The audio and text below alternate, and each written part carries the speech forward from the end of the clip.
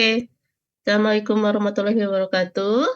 Selamat pagi semuanya. Hari ini kita memulai perkuliahan pengukuran misalan listrik pertemuan yang ketiga. Hari ini kita akan belajar mengenai pengukuran dan kesalahan. Oke, seperti kita tahu bahwa pengukuran itu kemarin sudah dibahas ya. Pengukuran itu adalah suatu pembandingan ya antara suatu besaran dengan besaran lain yang sejenis. Nah, sebagai pembandingannya, pasti kita akan menggunakan alat bantu atau alat ukur. Oke. Kemudian, seperti yang dibahas minggu lalu, di dalam pengukuran ada beberapa hal yang perlu diperhatikan, ya. Ada instrumen, kemudian ada ketelitian, ada ketepatan, ada sensitif, ada resolusi, dan yang pasti yang tidak bisa kita hindari adalah kesalahan. Kesalahan ini apa sih? Kesalahan ini adalah penyimpangan variabel yang diukur dari harga nilai yang sebenarnya. Jadi, misalnya nih, dari pembacaan alat yang terbaca adalah 8,5 volt misalkan, ukur tegangan nih. Padahal alatnya di situ tertera 10 volt, begitu ya. Berarti ada penyimpangan ya, penyimpangan nilai dari yang diukur dan juga dari yang tertera sebenarnya.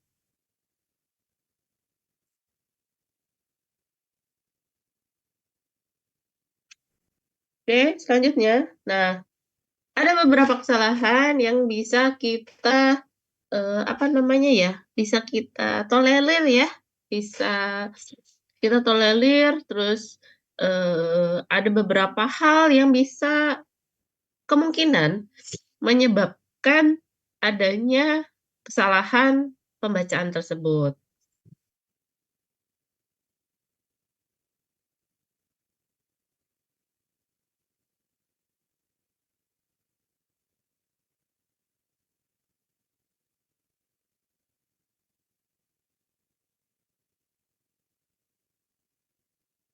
Nah, bisa kita klasifikasikan menjadi 3 sumber kesalahan, yaitu kesalahan karena alam, ya, jadi kondisi lingkungan, kemudian kesalahan karena alat atau instrumen yang error, terus ada juga karena kesalahan karena pengukur atau personal. Bedakan antara alam sama pengukur ya, sama personalnya ya. Bedakan juga dengan sama kesalahan dari alatnya itu sendiri.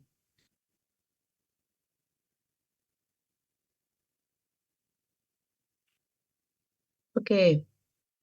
Nah, yang pertama kesalahan alam ya, atau itu karena penyebabnya sudah tidak bisa kita maksudnya kita tidak bisa cegah gitu ya, karena memang alam yang berkata begitu ya. Nah, ini biasanya terjadi karena perubahan kondisi lingkungan pada saat pengukuran. Contohnya misalkan temperatur pada saat pengukuran, kemudian lingkungannya yang tidak memungkinkan, misalkan terlalu panas atau terlalu dingin, terus mungkin ada kesalahan dari cuaca gitu ya. Itu bisa itu adalah merupakan kesalahan alam atau error yang natural, yang tidak dibuat-buat, begitu. Kemudian kesalahan ini bagaimana cara menghindarinya atau menguranginya? Yang pasti kita buat lingkungan sekitar kita terutama untuk alat-alat, yang kita gunakan, itu dikasih perlindungan, ya, dikasih perlindungan, kemudian mengatur, diberi temperatur gitu ya, diberi temperatur sekitarnya supaya, eee, keadaannya itu tetap stabil. Misal, perangkat kita itu adalah sebuah server misal. Server itu harus di dalam kondisi misal ya, 10 derajat Celcius, berarti kita buat, pengaturan ruangan supaya 10 derajat, berarti AC-nya berapa gitu ya, dan kita kita tempel gitu ya, alat pengukur suhu. Jadi kalau misalkan nanti kurang dari 10, misalkan udah 15, nanti ada alarm. Oh ternyata ruangannya sudah mulai, agak anget gitu ya. Akhirnya maka dari itu, gimana caranya, eee, ruangan itu menjadi dingin kembali, seperti itu ya. Selain itu, apa namanya, lingkungan sekitar dikasih pelindung. Pelindung ya, ditempel atau dibuat, apa namanya, ruangan tertutup begitu ya, atau, kalau di dalam telekomunikasi itu ada ruang hampa udara, itu juga bisa ya.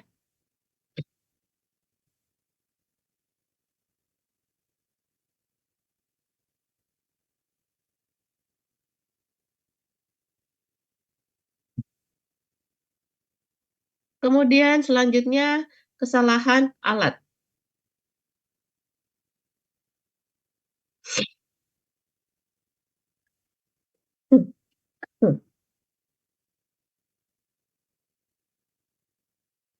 Kesalahan alat ya, akibat dari ketidaksempurnaan alat tersebut. Misal, alat tersebut memang, sudah uzur gitu ya, sudah, waktunya ganti atau memang sudah terlalu tua. Kemudian kesalahan kalibrasi, harusnya dikalibrasi tapi, teman-teman langsung main, ini ya, langsung main, pakai, jadi belum sempat dikalibrasi, misalkan seperti itu.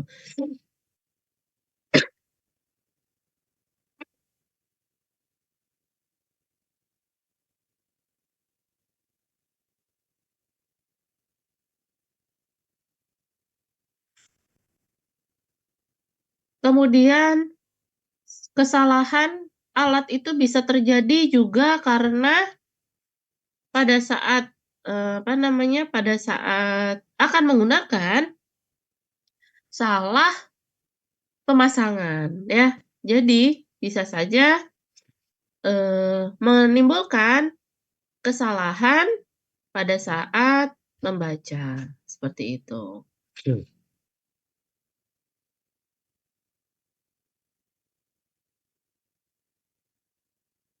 Nah, ada beberapa hal yang bisa kita, eee, buat gitu ya, kalau ternyata terjadi kesalahan alat. Sehingga kesalahan alat itu tidak terjadi atau, apa namanya, tidak masih bisa mengukur dengan baik begitu ya. Nah, caranya bagaimana? Yang pasti, satu, memilih peralatannya yang sesuai dengan pengukuran yang dilakukan. Kemudian jangan lupa untuk mengkalibrasi sesuai dengan alat yang akan digunakan.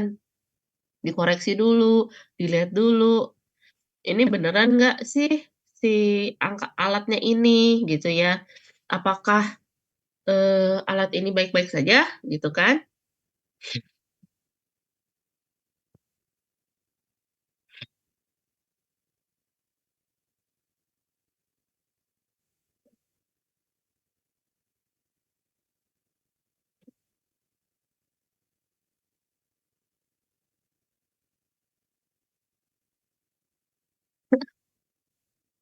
Dan tidak lupa bahwa teman-teman nanti misalkan nih udah bekerja di perusahaan-perusahaan gitu ya, tolong jangan lupa untuk, apa namanya, mengajukan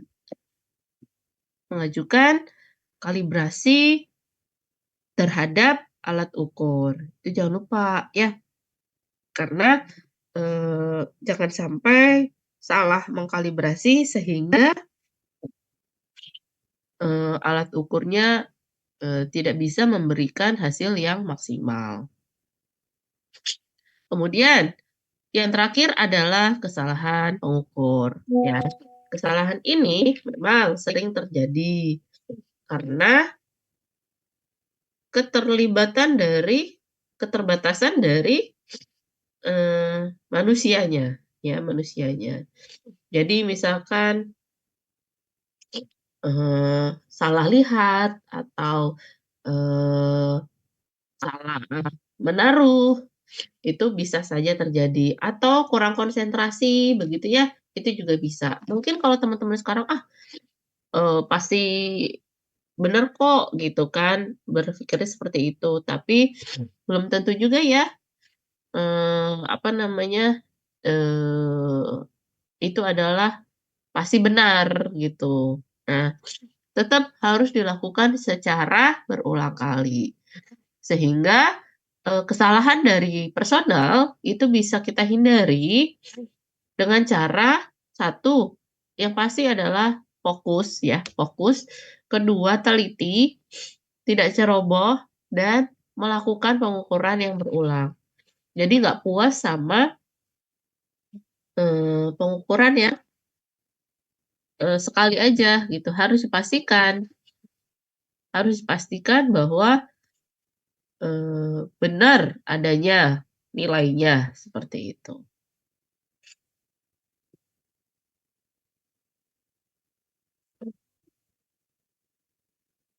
Oke. Nah, kalau telitian, nanti kan setelah kita setelah kita melakukan pengukuran, nanti baru kita akan bisa melihat ya,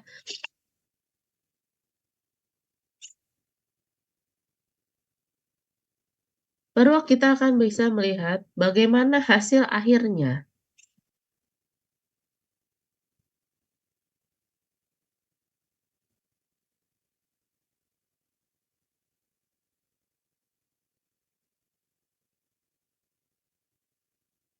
Apa yang bisa kita lakukan gitu ya, dengan, eee, pengukuran yang akan kita lakukan. Jadi, nanti hasil ukur itu akan ditandai oleh 2 hal, ya. 2 hal ini apa?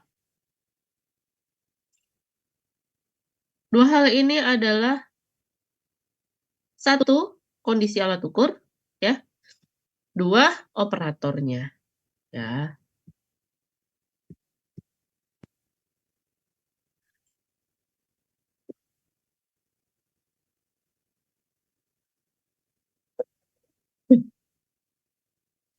Kondisi alat ukur itu, kalau boleh saya kabari atau saya minta gitu ya, bahwa, eee, ambil alat yang paling bagus, begitu ya. Ambil alat yang paling bagus.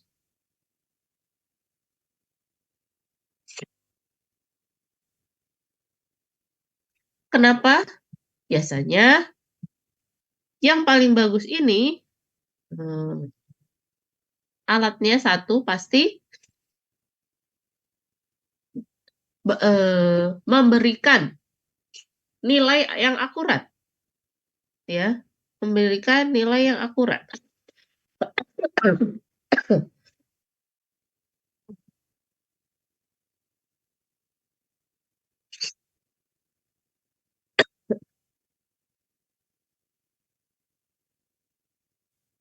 Padahal kita tahu bahwa ketelitian itu memang dibutuhkan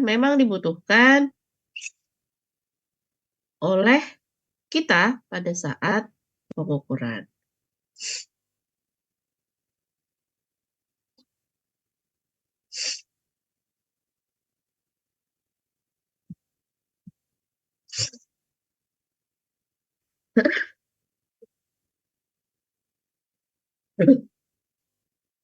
Jadi boleh teman-teman kalau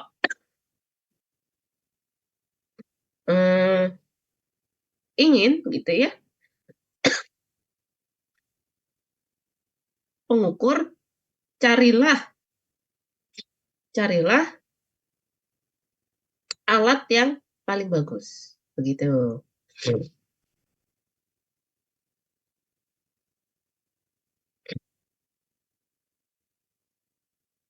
Kemudian yang paling utama lagi ya, yaitu adanya operator atau pengguna harus memahami cara mengukur yang benar. Jadi mohon teman-teman, kalau misalkan mau mengukur itu benar-benar dilihat dulu apa yang kita mau ukur. Kemudian alatnya bagaimana? Dan pastikan nih kalian paham menggunakan alat tersebut. Kalau misalkan kalian nggak paham, sekarang kayaknya banyak ya tutorial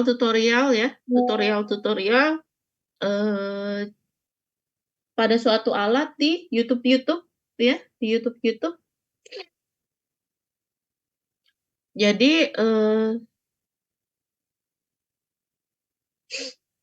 nggak ada alasan nih gitu ya teman-teman kalau misalkan bilang nggak bisa nih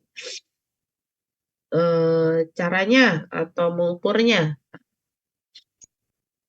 Yang pasti kalian sendiri sudah bisa, kemudian cari yang benar, yang sebenar-benarnya itu untuk menggunakan alat tersebut ya, sehingga tidak ada kesalahan.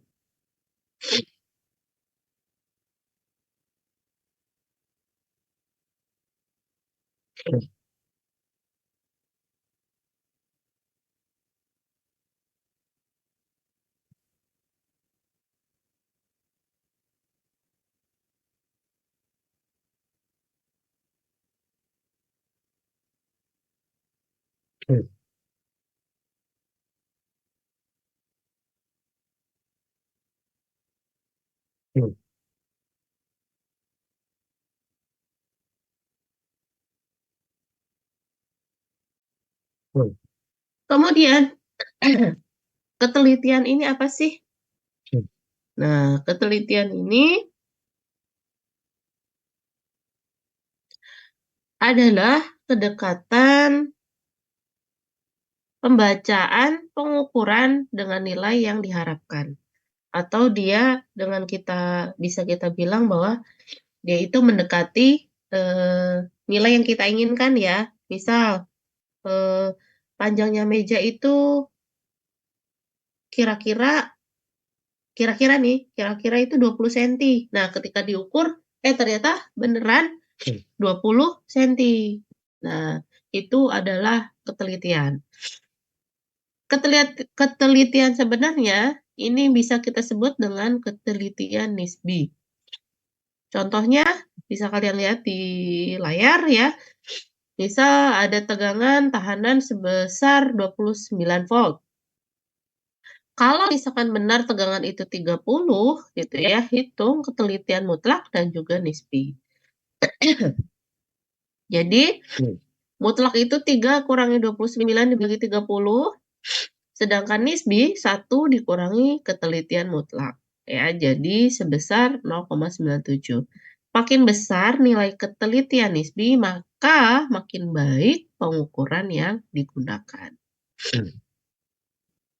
Ini seperti yang minggu lalu bahwa kita bisa mencari nilai error ya. Nilai error yang disebutkan bahwa ini adalah merupakan selisih antara nilai pembacaan dengan alat ukur dengan nilai sebenarnya.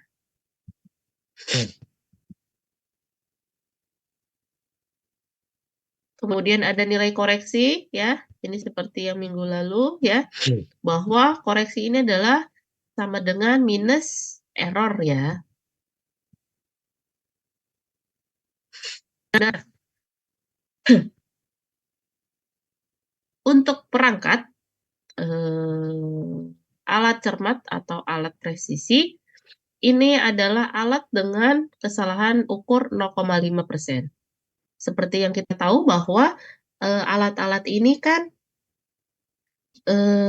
memiliki kelas-kelas tertentu ya. Nah, kalau misalkan alat itu dengan kesalahan ukur kurang dari 0,5, ini bisa kita golongkan termasuk alat yang presisi. Biasanya alat ini sangat mahal ya, dan biasanya hanya digunakan oleh pekerjaan yang ada di lab ya.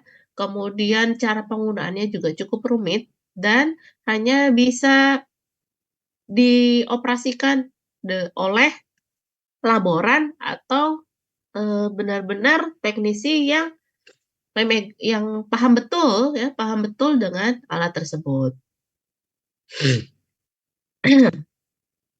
Sedangkan kalau untuk alat kerja itu bisa saja kita masih tolerir bahwa nilainya itu bisa lebih besar dari 0,5%. Namun dia tidak boleh lebih ya, tidak boleh lebih dari kesalahan ukur yang sampai dengan 2 atau 3% ya.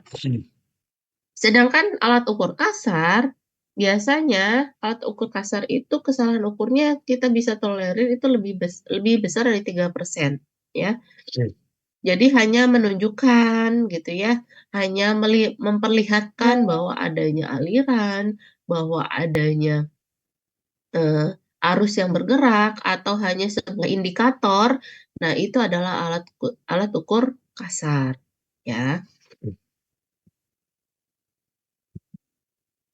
Oke, ini adalah beberapa kelas-kelas ketelitian. Nah, ketelitian alat ukur itu tergantung dari besar atau kecilnya salah ukur pada alat tersebut. Dan yang pasti dinyatakan dalam persen ya, dalam persen.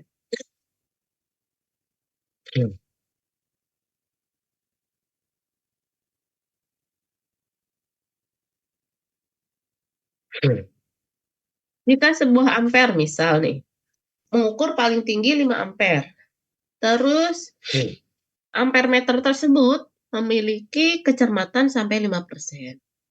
Berarti angka maksimum yang ditunjukkan ampere meter tersebut 5% lebih tinggi dari yang sebenarnya. Sehingga pengukuran 5 ampere harga sebenarnya adalah 5 plus 5% kali 5 sama dengan 5,25 ampere.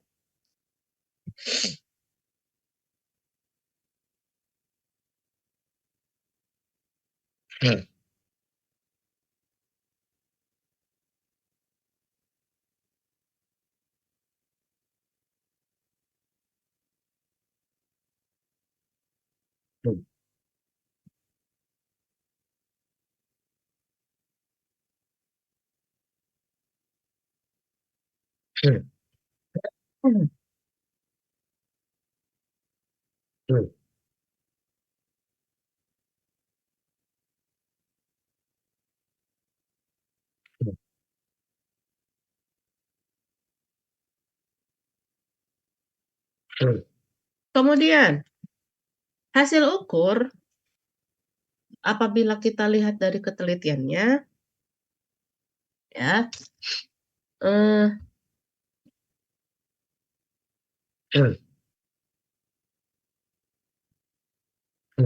harus sesuai dengan yang dipersyaratkan, ya.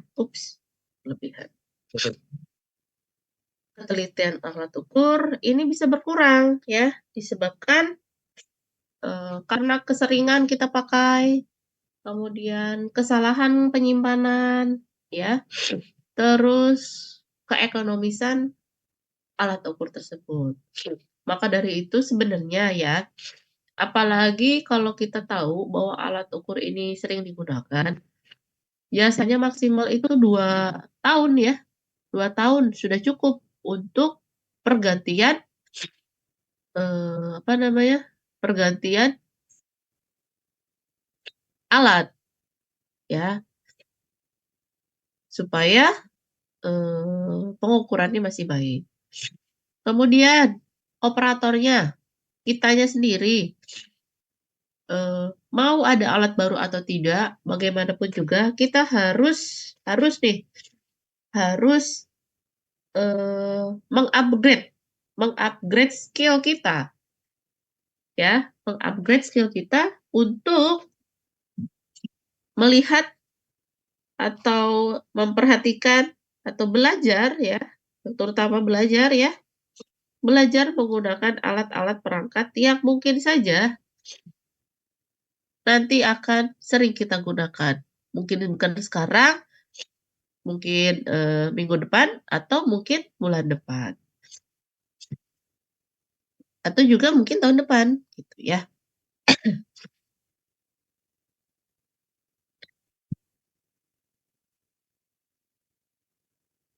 Nah, ini adalah kesalahan yang kemungkinan terjadi apabila, eee, kalian atau saya ya, bisa aja pada saat pembacaan, ya. Contoh, ini adalah mata ya, ini ceritanya mata, bukan bukan segitiga atau bukan ubur-ubur ini ya, tapi ini ceritanya adalah mata. Kemudian ini adalah alat ukurnya, ya, alat ukurnya. Dan ini adalah, apa namanya, jarum penunjuk. Kalau kita melihat alat ukur itu secara tegak lurus, pasti terlihat angka yang sebenarnya. Cocok, pasti gitu ya. Namun, kalau kita melihatnya dengan sudut yang berbeda dengan alat ukur, nanti pasti akan terlihat kecondongan nilai yang berbeda dengan yang seharusnya. Maka dari itu, ketika kalian mengukur, kalau alatnya kecil gitu ya, alatnya itu portable, kalian usahakan untuk melihat secara tegak lurus, terutama apabila ada jarum penunjuk. Kalau misalkan ternyata alatnya besar, berarti kan biasanya dia langsung, menunjukkan nih, itu juga pokoknya pada intinya adalah, pada yang utamanya adalah usahakan kalian itu, melihatnya secara tegak lurus terhadap jarum penunjuk, begitu ya. Kemudian kita masuk ke dalam tema yaitu batas ukur. Nah, setiap alat ukur ini akan mempunyai, batas ukur tertentu, ya. Jadi, dia akan memberitahukan bahwa, alat ukur ini punya batas maksimal. Contohnya misalkan voltmeter dengan, eee, pengukuran sampai misal ya, 100 kilovolt. Apabila nanti tegangannya adalah 10 megavolt, dia tidak akan bisa mengukur. Kenapa? Karena alat ukur tersebut hanya bisa, mengukur batas maksimal sampai 100 kilovolt, ya, berarti 100.000 ya. Sedangkan kalau 100 mega nggak bisa ya, 100 megavolt nggak bisa, nggak akan terukur. Malah mungkin nanti alatnya bisa jebol atau rusak karena kelebihan beban.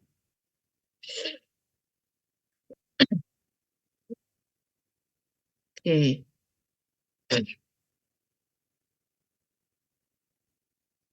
Nah, ini adalah yang kita maksud dengan namanya batas ukur. Baik, di sini ini adalah ceritanya voltmeter. Ini adalah ceritanya voltmeter ya, ada tandanya V, dan ini adalah jarum penunjuk. Jarum penunjuk. Kemudian ada angka nih di atas, antara 0 sampai 10. Nah, 10 ini adalah batas atau skala maksimum yang bisa diukur. Kemudian ketika alat ukur ini dipasang di dalam sebuah rangkaian, dia menunjukkan angka 7. Berarti dia ini artinya adalah 7 volt. Ya, 7 volt. Namun ternyata kita lihat dulu nih yang di bawahnya ini. Ini ada angka batas ukur atau maksudnya adalah pengali. Jadi ketika dikalikan, jika nanti penunjuknya menunjuk ke angka 5, berarti nanti 7 dikali 5.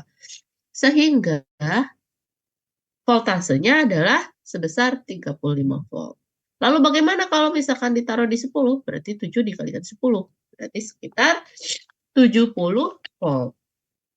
Untuk maksimumnya, akhirnya kita tahu bahwa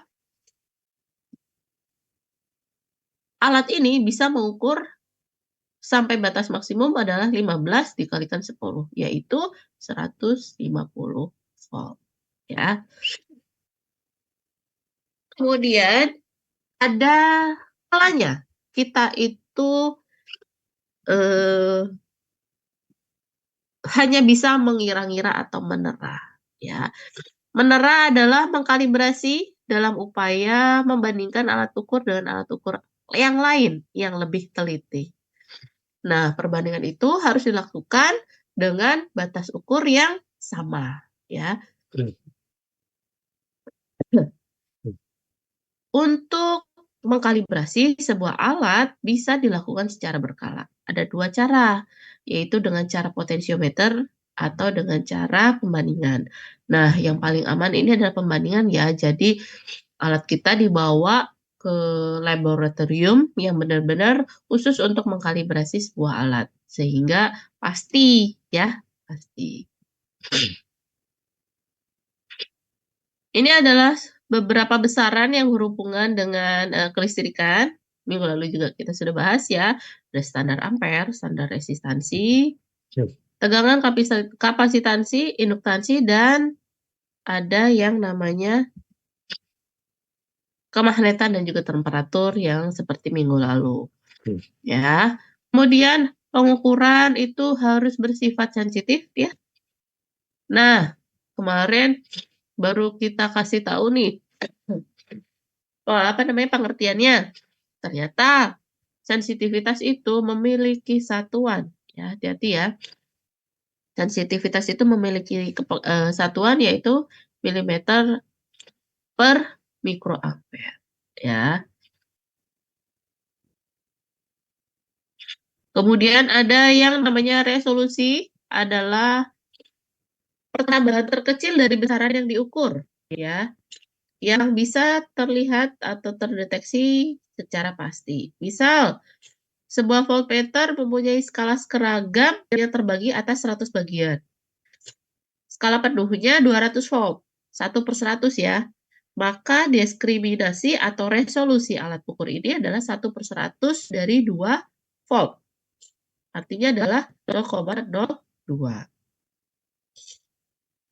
Repeatability, seperti yang saya minggu lalu jelaskan, bahwa repeatability ini harus dimiliki oleh alat ukur. Karena apa? Karena mau nggak mau alat ukur ini akan bolak-balik kita pakai, kita gunakan untuk mengukur. Sehingga mau nggak mau dia akan berulang ya, mengukur secara berulang. Nantinya dengan pengulangan-pengulangan tersebut akan terjadi beberapa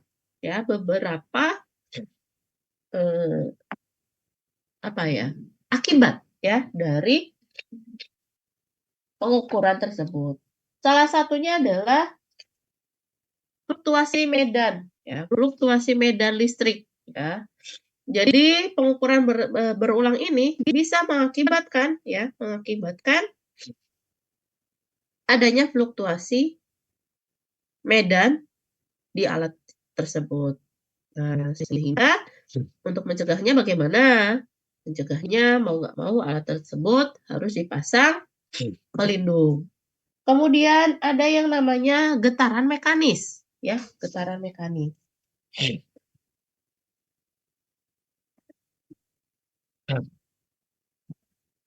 Alat yang kita gunakan itu bisa saja, ya, bisa saja menyebabkan getaran-getaran sehingga bisa mempengaruhi apa namanya perangkat tersebut. Atau misalkan nih di ruangan, ya, di ruangan lab misal, di ruangan lab itu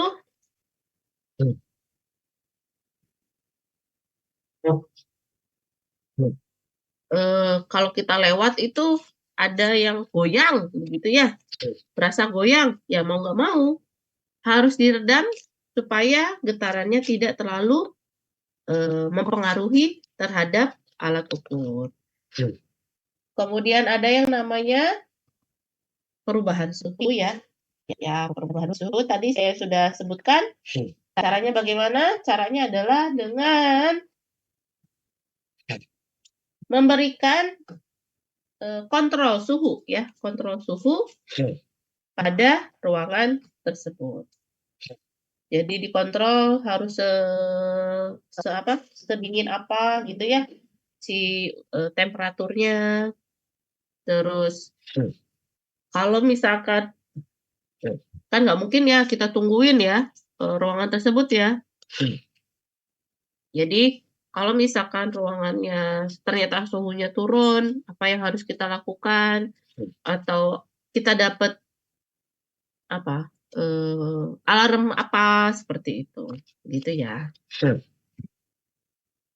Ini adalah efisiensi kemarin kita juga sudah sempat bahas ya teman-teman ya.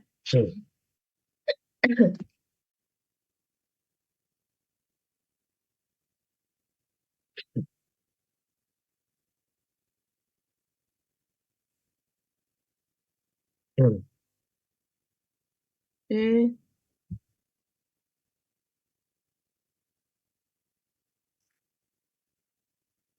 Nah, di dalam pengukuran, namanya pengukuran berulang nih teman-teman nih.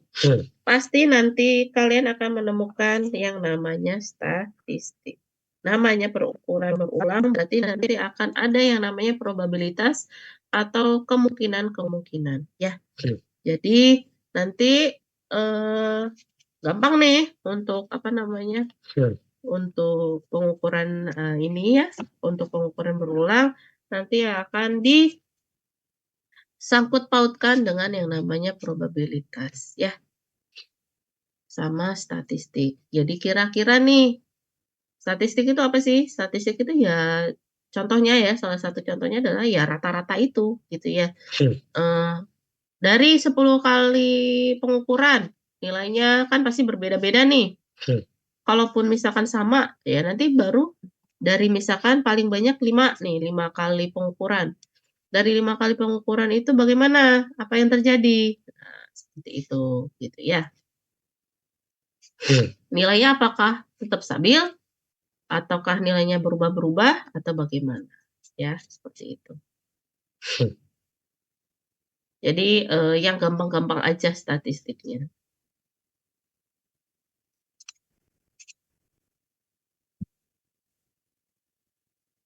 Kemudian dari namanya juga analisa statistik, sehingga kita bisa melihat atau menghitung ya deviasi apakah positif ataukah negatif atau nanti akan berharga berapa ya.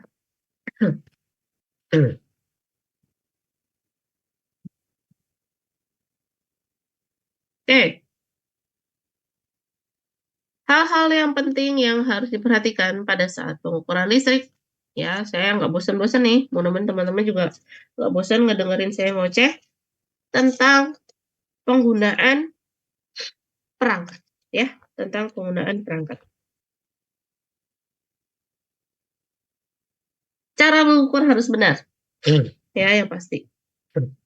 Kemudian alat ukur harus baik atau harus bagus. Nggak apa-apa dibilang kalian apa namanya nggak mau apa bukan nggak apa-apa dibilang sok iye gitu ya. Tapi nanti hasilnya benar gitu ya. Alat yang diukur, nilai yang ditampilkan benar begitu. Kemudian tidak lupa, setiap akan melakukan pengukuran harus dicek terlebih dahulu. Dengan cara, satu, dinyalakan terlebih dahulu. Ini benar nggak nih nilainya? Atau alatnya ini,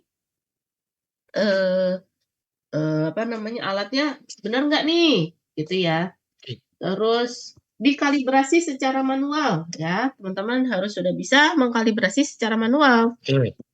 Jangan sampai nanti salah ya. Kemudian menyimpan alat, jangan lupa harus diperhatikan ya. Kemudian dari segi orangnya harus teliti ya, orangnya harus teliti.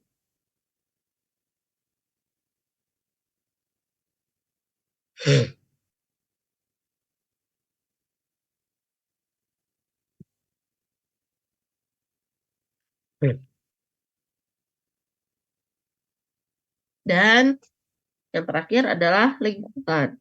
Jadi sebenarnya maka dari itu ya, ketika kalian akan mengukur, pastikan lingkungannya itu adalah benar-benar lingkungan yang bersih. Maksudnya bukan hanya karena bersih dari debu dan sebagainya ya, tapi bersih dari hal-hal yang kemungkinan saja bisa mempengaruhi pada saat kita melakukan pengukuran. Ya, harus bersih dari itu semua. Jangan sampai akhirnya gitu ya, lingkungan yang kita akan lakukan pada saat mengukur itu tidak kondusif. Sehingga bisa mempengaruhi pembacaan, mempengaruhi kita sendiri ya, yang melakukan pengukuran dan sebagainya. Oke, terima kasih. Ternyata cukup apa namanya, bisa sampai akhir perkuliahan waktunya. Nah, teman-teman boleh dong kita buka dulu untuk absen hari ini. Dibuka dulu ya.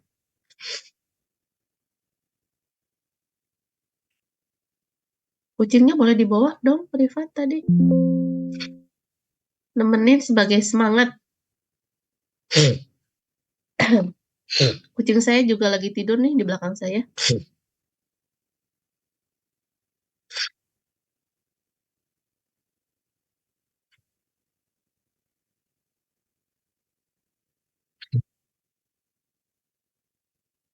Semuanya sudah terlihat. Oke. Siap ya semuanya ya. Ini ada dua layar. Saya akan mulai di layar pertama terlebih dahulu ya. Siap semuanya. 1, 2, 3.